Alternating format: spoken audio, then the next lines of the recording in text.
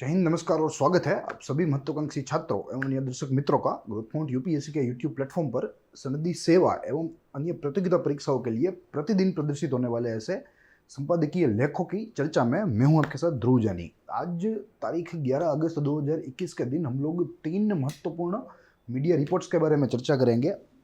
वैसे आज के दिन जो अगर हम संपादकीय लेखों की बात करें तो संपादकीय लेख अधिकांश लेख जो थे वे आईपीसीसी पैनल की जो रिपोर्ट थी उनके ऊपर आधारित थे, जिस रिपोर्ट के ऊपर हमने बीते कल बात कर ली थी। तो इसीलिए अन्य महत्वपूर्ण परीक्षा लक्षी जो मीडिया रिपोर्ट्स हमने जो है खोजे हैं न्यूज़पेपर्स में से, उनके ऊपर बात करनी है। कुल 3 मीडिया रिपोर्ट्स पर इस संयुक्त सत्र में हम लोग बात करेंगे जो आपके सामने दृश्यमान है। सबसे प्रथम पीएम मोदी लॉन्चेस उज्ज्वला 2.0 यानी कि दूसरा जो संस्करण है उज्ज्वला योजना का या प्रधानमंत्री उज्ज्वला योजना का, वो प्रधानमंत्री नरेंद्र मोदी के द्वारा उद्घाटित किया गया है। उसके बारे में देखेंगे, अन्य परीक्षा लक्षी माहितियों को समझेंगे। उसके बाद ग्लोबल यूथ टोबैको सर्वे यानी कि GYTS survey 4 which was released by union health minister Shri Mansukh भाई मांडविया, उसके बारे में भी जो है परीक्षा लक्षी माहितियों को देखने का प्रयास करेंगे। क्या क्या मुख्य शोधें रही इस अहवाल की, उसको देखेंगे। And after that we are going through INS Kochi and its first naval exercise with Saudi Arabia. INS Kochi जो कि भारत की इंडिजीनियसली मेड वॉरशिप है, कोलकाता क्लास वॉरशिप है, जो अपने प्रथम सऊदी अरब के साथ एक्सरसाइज में उसने जो है हिस्सा लिया है, हिस्सा बनी है, तो उसके बारे में भी देखेंगे। साथ ही में इसके ऑल राउंड जो कोई महत्वपूर्ण चीज़ें होंगी उसको भी हम लोग यहाँ समझने का प्रयास करेंगे। प्लस यहाँ जो चीज़ों का हम लोग अध्ययन करते हैं, जिन चीज़ों के ऊपर चर्चा करते हैं, ये परीक्षा संबंधी होती है। तो जो मीडिया रिपोर्ट्स में जो खबरें छपी होती है उनका हम लोग यहाँ रेफरेंस लेते हैं, उनको आधार लेते हैं। साथ ही में हमारा इनपुट्स भी यहाँ हम इसमें समाहित करते हैं। साथ ही जो एडिटोरियल्स होते हैं वो भी उसका जो अध्ययन, उसका विश्लेषण यहाँ परीक्षा लक्षी होता है और परीक्षा संबंधी ही हम बात करते हैं। तो अगर आप परीक्षा के लिए, आपकी परीक्षा के लिए थोड़ा सीरियस है, यूपीएससी जैसी प्रतियोगिता परीक्षाओं के लिए आप लोग कॉम्पीट कर रहे हैं, तो मैं आपको अनुरोध करूंगा कि ग्रोथपॉइंट यूपीएससी के इस यूट्यूब प्लेटफॉर्म पर जो ये प्रतिदिन प्रदर्शित होने वाले हैं करंट अफेयर्स के लिए भी महत्वपूर्ण है। साथ ही में आपका आंसर राइटिंग भी यहाँ से बिल्ट होगा, आपका ऐसे राइटिंग स्किल भी यहाँ से बिल्ट होगी और एक ऑल राउंड आपको एक डेवलपमेंट मिलेगा जो यहाँ यूपीएससी की या अन्य राज्यों जो पब्लिक सर्विस कमीशन है उनके द्वारा मांगा जाता है। तो इसलिए अगर आप सीरियस छात्र हैं तो आप प्रतिदिन ग्रोथपॉइंट यूपीएससी की साइट पर यह जो पब्लिश होने वाला है, यह जो चर्चा है, जो पब्लिश होने वाली चर्चाएं है इन वीडियोज़ के मार्फत, वो आप देखिए, वो आपको उपयोगी साबित होगा। शुरू करेंगे आज की मूल चर्चा।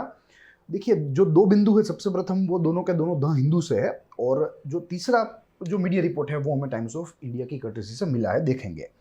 सबसे प्रथम PM Modi launches Ujjwala 2.0 scheme. इस पर्टिकुलर मुद्दे को समझने के लिए 3 बिंदुओं के तहत हम लोग देखेंगे। यह हमारी कार्य सूची है इस टॉपिक के लिए।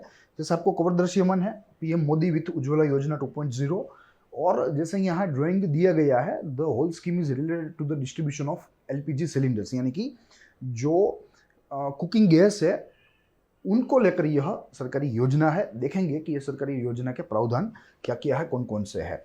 3 कार्यसूची के साथ पूरा मुद्दा देखना है। सबसे प्रथम वाई न्यूज़ को देखेंगे, उसको जानेंगे।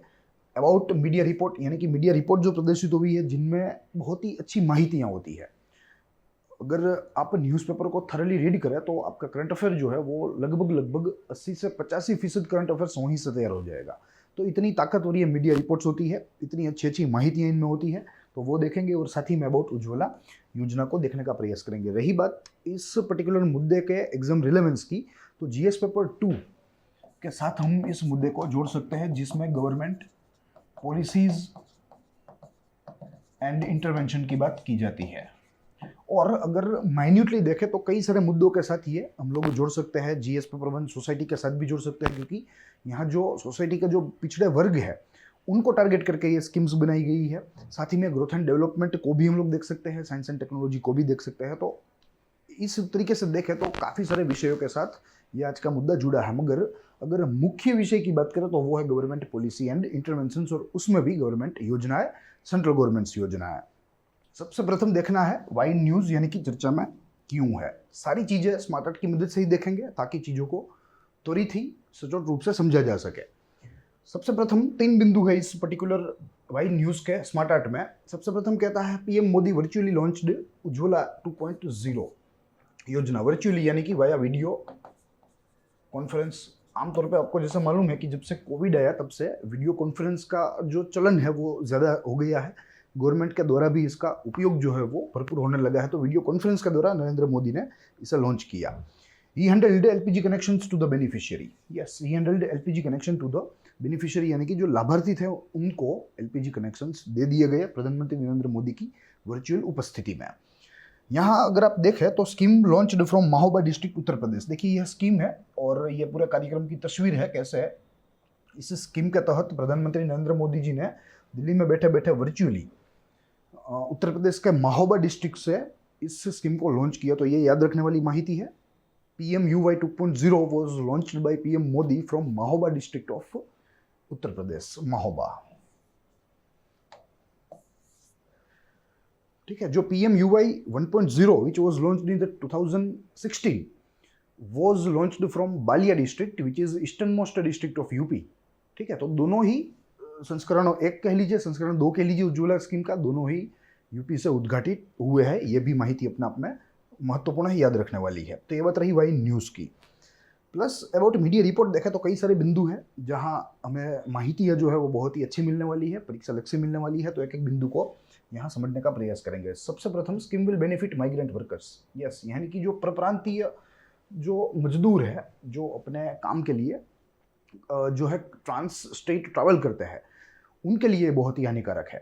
क्योंकि जब वे अपना घर छोड़कर किसी दूसरे राज्य में जाते हैं तो उनको वहाँ गैस कनेक्शंस नहीं दिया जाता, क्योंकि उनके पास वहाँ रेसिडेंशियल प्रूफ नहीं होता है। तो यहाँ their struggle for address proof documents to get gas connection is over. अब वे जहाँ कहीं भी जाएंगे अपने काम के लिए, वहाँ उनको गैस कनेक्शंस दे दिया जाएगा। ऐसी घोषणा भी यहाँ प्रधानमंत्री नरेंद्र मोदी के द्वारा PM उज्ज्वला योजना 2.0 के तहत करी गई है। तो ये अपने आप में एक बूस्ट है माइग्रेंट वर्कर्स के लिए, उनके वेलफेयर के लिए।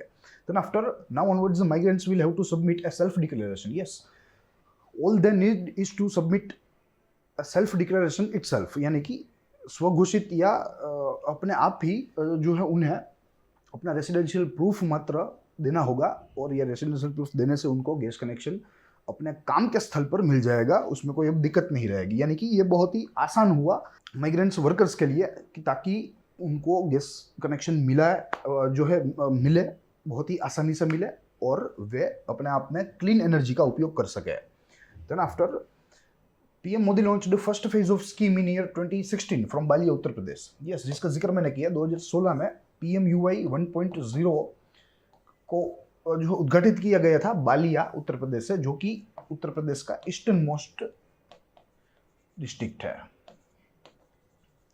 Eastern most district. ठीक है, तो ये भी माहिती अपने आप में याद रखने वाली है। उसके बाद का बिंदु देखें तो कहता है कि launch the second phase ahead of UP assembly election scheduled in early 2022। Yes, कुछ विश्लेषक मानते हैं कि ये जो कदम है नरेंद्र मोदी के द्वारा, ये अपने आप में यूपी के स्टेट इलेक्शंस को ध्यान में रख के उठाया गया है। बेनिफिशियरी की बात यहाँ इलेक्शंस को ध्यान में रखते हुए करी जा रही है, जो इलेक्शंस अर्ली 2020 में ड्यू है, यूपी के स्टेट इलेक्शन। और हमें मालूम है कि यूपी कितना महत्वपूर्ण है किसी भी केंद्र सरकार के लिए, क्योंकि अपने आप में विशाल है, अपने आप में मध्य में है। ठीक है, तो लोकसभा में भी उसका जो प्रेजेंटेशन है वो बहुत ही ज़्यादा है, राज्यसभा में भी ज़्यादा है। तो अपने आप में यूपी एक महत्वपूर्ण राज्य बन जाता है किसी भी केंद्र सरकार के लिए, जिसको यहाँ नरेंद्र मोदी के द्वारा जो है एक प्रकार से अपने पक्ष में किया जाने की कोशिश बताई जा रही है। Then after PM Modi emphasized on providing certain basic facilities to its citizens and women empowerment as well. Yes, यहाँ प्रधानमंत्री नरेंद्र मोदी ने अपने एड्रेस में, अपने संबोधन में कई सारी जो बुनियादी सेवाएं हैं, जो बुनियादी चीज वस्तुएं हैं, उनकी पहुंच अपने नागरिकों के लिए सुनिश्चित करने का प्रयास किया। उन्होंने बताया कि भाई सबसे ज़्यादा अगर कोई चीज़ जो महत्वपूर्ण है तो वो है प्रोवाइडिंग बेसिक फैसिलिटीज़, या सिटीजन्स के लिए महत्वपूर्ण है कि वे इन बेसिक बुनियादी फैसिलिटीज़ तक एक्सेस कर सके, वे लोग पहुंच सके। ठीक है, जिनमें कई सारी है, एक है इलेक्ट्रिसिटी, सैनिटेशन है, water, roads, gas, hospitals and schools. ठीक है, गैस जिसको लेकर आज ये स्कीम है, और इस स्कीम के तहत गैस कनेक्शंस को अलग अलग कुटुंबों तक पहुंचाया जा रहा है, जो कि BPL है, जो कि माइग्रेंट वर्कर्स है, उन तक पहुंचाया जा रहा है। ठीक है, साथ ही में वुमेन एम्पावरमेंट की भी बात करी है। वुमेन एम्पावरमेंट के तहत प्रधानमंत्री ने बताया कि अगर महिला है किचन में से बाहर निकलेगी तो राष्ट्र निर्माण में वो उपयोगी बनेगी, मगर वो अगर किचन में ही रह गई तो वो राष्ट्र निर्माण में उपयोगी नहीं बन सकेगी। तो इस पर्टिकुलर योजना का एक उद्देश्य ये भी है कि महिलाओं को रसोई घर से बाहर की दुनिया दिखाई जाए। ठीक है, तो ये एक उद्देश्य इसका ये भी है।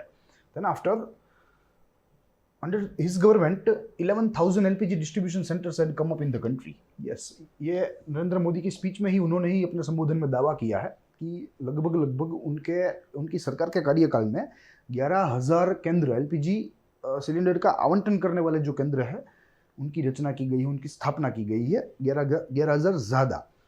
ठीक है, और उन्होंने बताया कि यूपी में तो ये जो नंबर है वो तो 2 गुना हो गया है, 2 times, and approximately it increased from 2,000 centers to 4,000 centers today. ठीक है, तो ये भी अपने संबोधन में उन्होंने जिक्र किया था। Then after, Modi also interacted with women beneficiaries of Ujjwala from Uttarakhand, Punjab, Madhya Pradesh, Goa and Uttar Pradesh as well. ठीक है, तो यहाँ इतने राज्यों के जो लाभार्थी थे, जो लाभार्थी बहनें थी, उनके साथ नरेंद्र मोदी ने इंटरेक्शन किया, वार्तालाप किए, उनके जो सुझाव थे वो सुने, क्या जो सुधार उनके जीवन में आए हैं पीएम उज्ज्वला योजना से, उन सुधारों को भी नरेंद्र मोदी ने आवकारा। तो यह सारी चीज़ें हैं जो कि यहाँ हमें मीडिया रिपोर्ट में देखने को मिलती है। उसके बाद का बिंदु कहता है पीएम उज्ज्वला स्कीम के बारे में कि यह स्कीम क्या है। देखेंगे ये स्कीम का उद्देश्य क्या है, क्यों इसको जो है शुरू किया गया था। सबसे प्रथम it was launched in the year 2016, जो हमने देखा। From where it was launched वो भी हमने देखा। It was launch from Ballia district which is eastern most district of Uttar Pradesh. Then after initially targeted 5 crore BPL for providing deposit free connections by 31 March. Yes, initially जब यह scheme launch की गई 2016 में, तो इसका टारगेट था शुरुआती 5 करोड़ कुटुंबों को जो कि बिलो पॉवर्टी लाइन रहते हो, गरीबी रेखा के नीचे रहते हो, उन तक एलपीजी कनेक्शन पहुंचाना जो कि डिपॉजिट फ्री हो। ठीक है, तो वो टारगेट अचीव कर लिया गया था बहुत ही अच्छी तरीके से। Then after PMUY aims at providing clean cooking fuel to poor households and bring qualitative change in living standard. Yes, PMUY actually aims at providing clean cooking fuel, clean, अन्यथा जो गैस सिवा की जो है रसोई होती है, जो खाना पकता है, वो अपने आप में क्लीन एनर्जी से नहीं पकता। तो इसीलिए यहाँ पुअर हाउसहोल्ड्स को और जो मार्जिनलाइज्ड हाउसहोल्ड्स है, जो पिछड़े वर्ग है, उनके कुटुंबों तक यहाँ मुफ्त में एलपीजी कनेक्शन देना, उनको क्लीन एनर्जी की सुविधा कर देना या सहूलियत कर देना, और उनके जीवन में एक कंसिडरेबल क्वालिटेटिव चेंज लाना, यानी कि गुणात्मक फेरफार लाना। Then after, scheme provides a financial support of rupees 1,600 for each LPG connection to BPL household. Yes, ये गवर्नमेंट के द्वारा जो है ये असिस्टेंस दिया जाता है। प्रति सिलेंडर 1,600 रुपये गवर्नमेंट के द्वारा खर्च किए जाते हैं ताकि ये योजना सब तक पहुँचे, और ये योजना के तहत जो क्लीन फ्यूल है वो भी सब कुटुंबों तक, सब कुटुंब के रसोई तक पहुँचे। देन उसके बाद देखें तो scheme implemented by ministry of petroleum and natural gas. Yes, ये इसकी नोडल एजेंसी है। नोडल एजेंसी, प्रतियोगिता परीक्षाओं में नोडल एजेंसी या इंप्लीमेंटिंग एजेंसी के बारे में कई सारे जो है सवाल पूछे जाते हैं। तो यहाँ ये हमें इसकी नोंद लेनी होगी। यह पूरी स्कीम का जो अमलीकरण है वो ministry of petroleum and natural gas के तहत होता है, और ministry of petroleum and natural gas भी अपनी जो मार्केटिंग ऑयल कंपनीज है उनके तहत इस स्कीम का अनुकरण, अमलीकरण करवाती है। तो ये बात यहाँ याद रखनी है। तो ये बात रही अबाउट पीएम उज्ज्वला स्कीम की। ठीक है, ये बहुत ही महत्वपूर्ण मुद्दा है। आमतौर पे प्रिलिमिनरी पॉइंट ऑफ व्यू से ये जो यहाँ माहितियाँ जो पेश की गई है वो पूछी जाती है। ठीक है, कई बार मेंस में भी ऐसी महत्वाकांक्षी स्कीमों के उद्देश्यों के बारे में पूछा जा सकता है या उनकी दिशा के बारे में पूछा जा सकता है। मगर अगर एलिमेंट्री नॉलेज की बात करें तो यहाँ प्रिलिमिनरी पॉइंट ऑफ व्यू से प्रश्न पूछे जाने की संभावना ज़्यादा है। हमारे पास भी एक मॉडल क्वेश्चन तैयार है जो कि एक आपके स्क्रीन के ऊपर है। अकॉर्डिंग टू दैट निम्नलिखित कथनों के ऊपर आपको चर्चा करनी है। 4 कथन हमारे सामने मौजूद है। सबसे प्रथम कहता है प्रधानमंत्री उज्ज्वला योजना 3.0 प्रधानमंत्री नरेंद्र मोदी के द्वारा लॉन्च करी गई। प्रधानमंत्री उज्ज्वला योजना का उद्देश्य ग्रामीण क्षेत्रों में किफ़ायती दामों पर एलपीजी पहुंचाना है। प्रधानमंत्री उज्ज्वला योजना 1.0 का उद्घाटन उत्तर प्रदेश के बालिया जिले से वर्ष 2016 में किया गया था। एंड जो चौथा कथन है वो कहता है कि PMUY यानी कि प्रधानमंत्री उज्ज्वला योजना 2.0 की शुरुआत वर्ष 2018 में करी गई थी। आपको इन कथनों के ऊपर विचार करना है, इनको पढ़ना है, पहले इनके ऊपर विचार करना है और साथ ही में इनमें से जो सत्य कथन या कथनों है उनको आपको चुनना है, चाहे एक हो चाहे एक से अधिक हो। ऑप्शन आपके सामने है केवल 3, ऑप्शन बी कहता है केवल 3 और 2, ऑप्शन सी कहता है केवल 3 और 4 एंड ऑप्शन डी सेज केवल 3 और 1 यहाँ सत्य है। आपको इस प्रश्न के सही उत्तर देने का प्रयास करना है। आप कमेंट बॉक्स में, इसी लेक्चर के कमेंट बॉक्स में आप इसका उत्तर दे सकते हैं। हमारी तरफ से इस प्रश्न का सही उत्तर इस सेशन के प्रीमियर होने के कुछ घंटों के बाद वहाँ पिंड अप किया जाएगा, आप वहाँ से रेफरेंस ले सकते हैं। तो ये बात रही आज के प्रथम बिंदु की, पीएम उज्ज्वला योजना 2.0 की। अब आज का दूसरा बिंदु है ग्लोबल यूथ टोबैको सर्वे।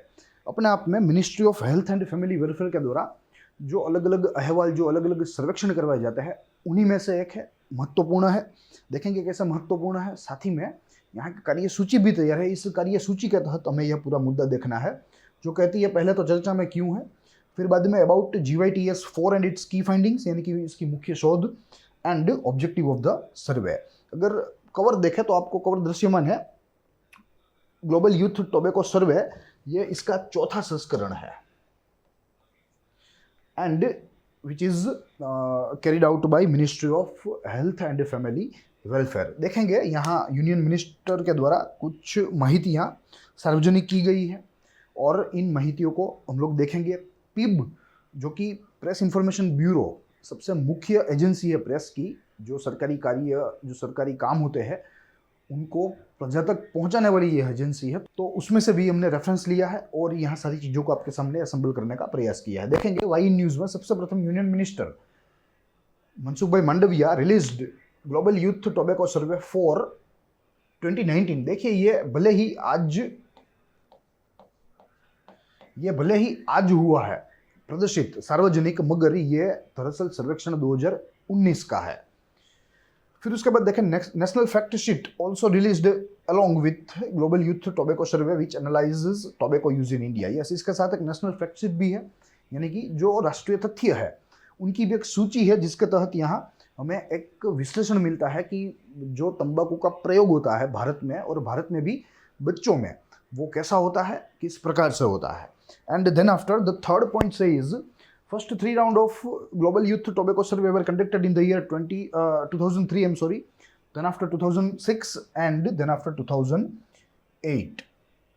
ठीक है, तो ये सारी चीजें हैं जो कि हमें यहाँ आज देखनी थी। यह 9 है जो आपको ध्यान रखना है। सो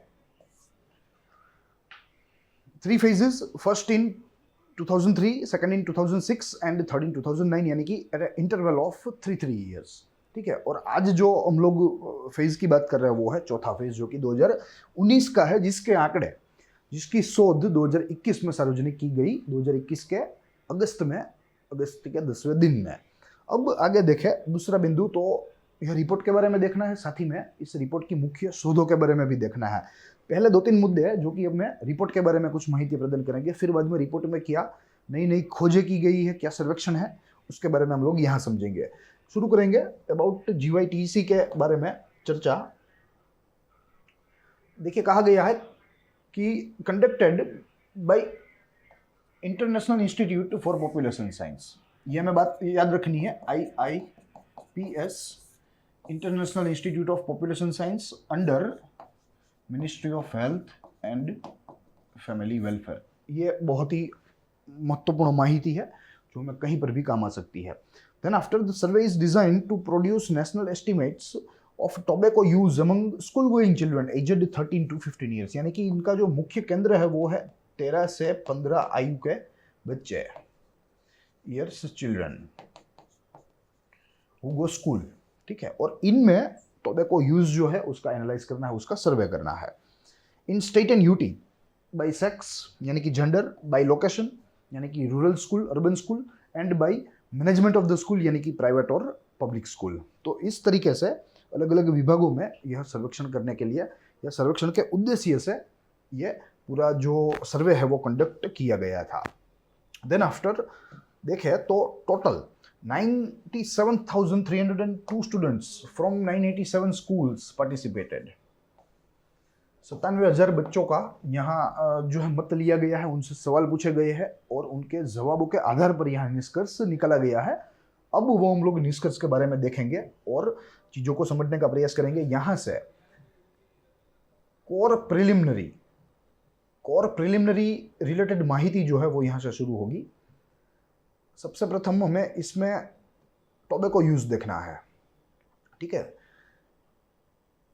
5 उपबिंदु है इस बड़े बिंदु के की फाइंडिंग्स के, 5 उपबिंदु है। सबसे प्रथम टोबैको यूज, फिर उसके बाद age of initiation of tobacco, second hand smoke, access and availability and after overall. यहाँ एक और भी है, सेसेशन भी है, मगर ये कुछ हमारे लिए थोड़ा कम महत्वपूर्ण है, इसीलिए यहाँ से हटा दिया गया है। मगर कुल 6 इसके अंग है। देखेंगे सबसे प्रथम टोबैको यूज।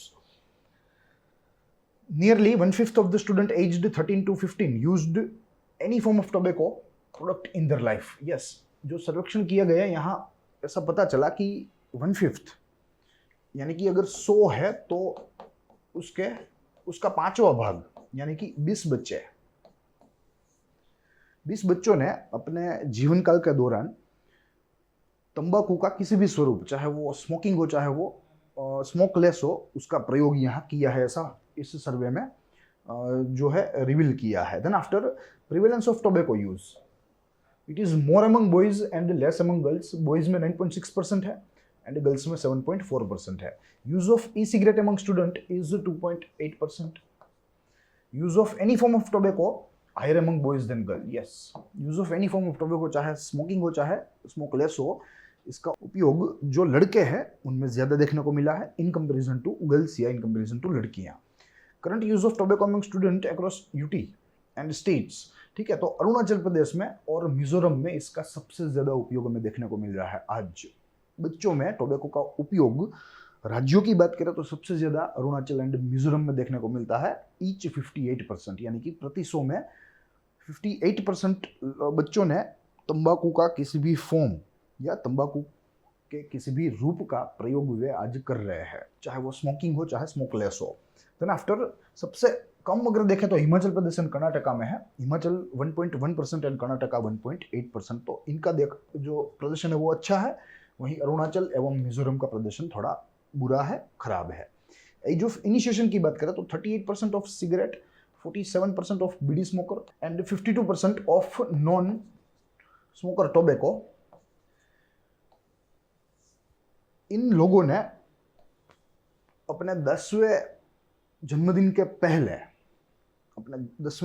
पहले टोबैको का उपयोग शुरू कर दिया है, तंबाकू का उपयोग शुरू कर दिया है। Then after second hand smoke की बात करें तो 29.5% students are expose to passive smoking.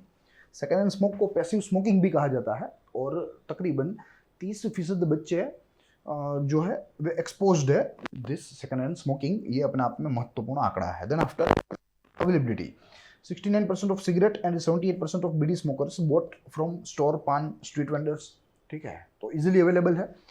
और इनमें से जो 16% ऑफ सिगरेट स्मोकर्स थे, इनमें से 45% और जो 78% बीड़ी स्मोकर्स है उनमें से 47% जो बच्चे हैं जब वे लेने गए तो उनको मना नहीं किया गया था। अन्यथा अकॉर्डिंग टू लॉ देखें तो उनको मना कर देना चाहिए शॉप ओनर को, स्ट्रीट वेंडर को, मगर उनको मना नहीं किया गया था। ये भी यहाँ सर्वेक्षण में रिवील हुआ है। Then after overall 42% decline in tobacco use among school children aged 13 to 15 years. तो ये अपने आप में सकारात्मक बाबत है, पॉजिटिव समाचार है, ठीक है। ओवरऑल 42% की गिरावट हमें यहाँ देखने को मिली है, चाहे वो जो है टोबैको किसी भी स्वरूप में उपयोग में लेते हो। और ये बच्चों की बात है 13 से 15 वर्षों तक, ठीक है। तो ये अपने आप में इस पर्टिकुलर जो सर्वेक्षण है उसके कुछ फाइंडिंग्स थे, की फाइंडिंग्स थे। अब ऑब्जेक्टिव की बात करें तो काफ़ी सारा ऑब्जेक्टिव है इस सर्वेक्षण को कंडक्ट करने के लिए, जो यहाँ माइंड मैप के रूप में आपके शब्द मौजूद है। सबसे प्रथम कहता है provide information on tobacco use, yes, among children.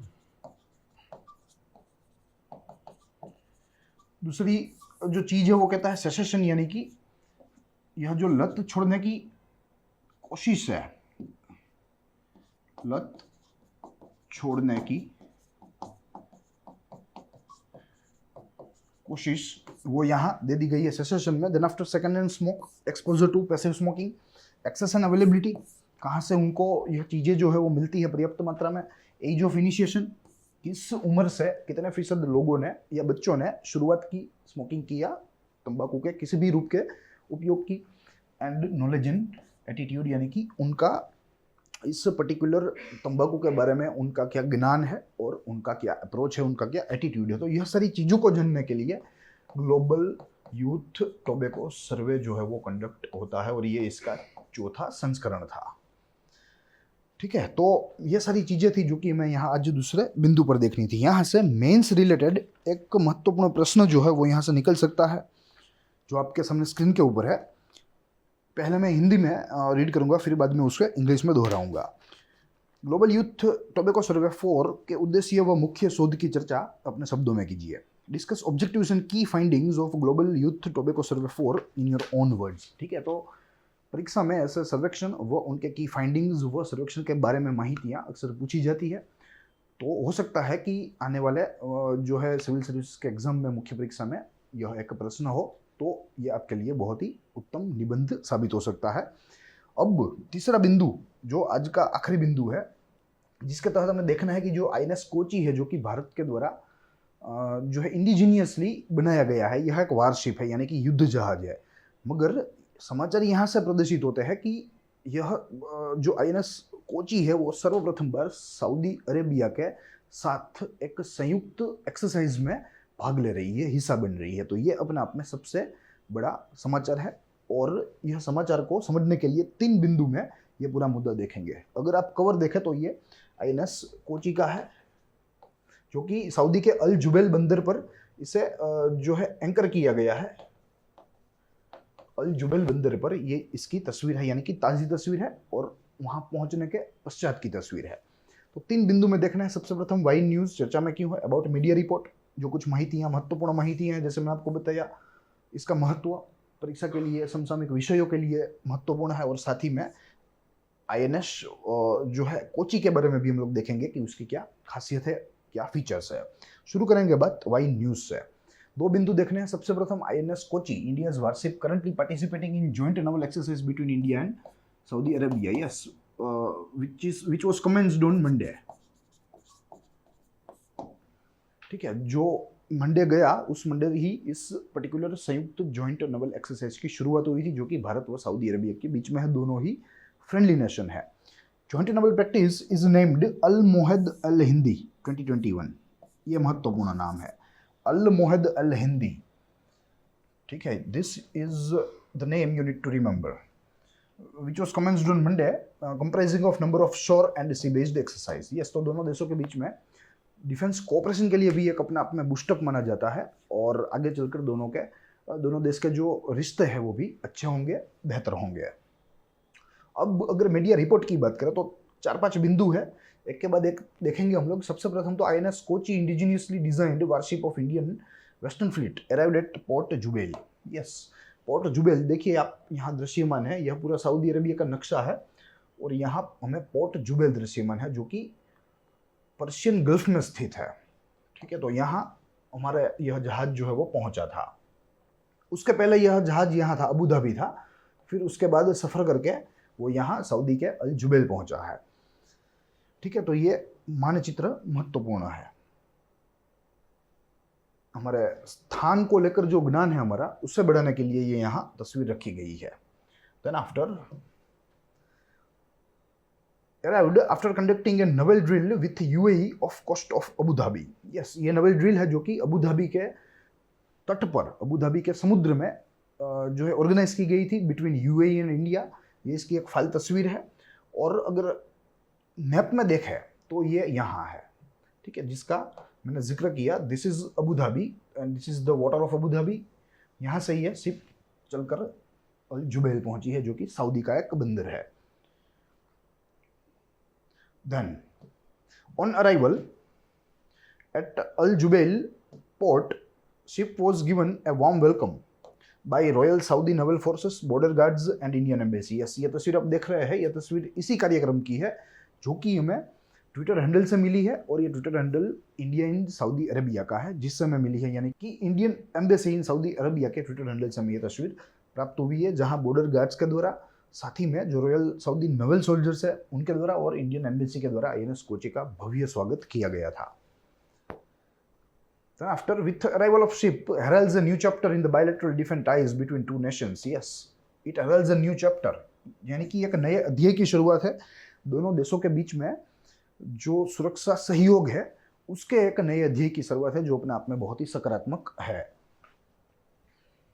Then after, next point says exercise comes after a month of visit of Army Chief MM Nourane. Yes, हमारा जो आर्मी चीफ है या चीफ ऑफ डिफेंस स्टाफ है उनके द्वारा यहाँ जो है विजिट की गई थी और सऊदी अरब में गए हुए ये भारत के प्रथम आर्मी चीफ है, प्रथम आर्मी चीफ जिन्होंने सऊदी अरब का, वही यूएई का यानी कि यूनाइटेड अरब अमीरात का दौरा किया हो। तो ये अपने आप में ऐतिहासिक दौरा था और यह ऐतिहासिक दौरे के साथ ही दोनों देशों के बीच में यह नवल एक्सरसाइज या जॉइंट नवल एक्सरसाइज भी शुरू हो गई है, तो बड़े समाचार है। ठीक है, तो यह बात रही मीडिया रिपोर्ट की जिसमें हमने कई सारी चीज़ों को देखा, समझने का प्रयास किया। अब अगर आईएनएस कोची के बारे में देखें तो कई सारी चीज़ें देखनी है। सबसे प्रथम, यह एक इंडिजिनियसली डिजाइंड वॉरशिप है, युद्ध जहाज है, वो मालूम होना चाहिए, देसी है, 100% देसी है, and built under project 15A which is also called Calcutta class.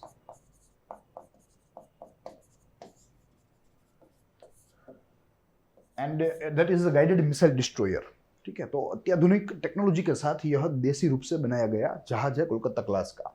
INS Kochi is built by Mazagaon dock limited जो कि मुंबई स्थित है। तो यह भी एक अपने आप में प्रिलिमिनरी पॉइंट की महत्वपूर्ण माहिती है।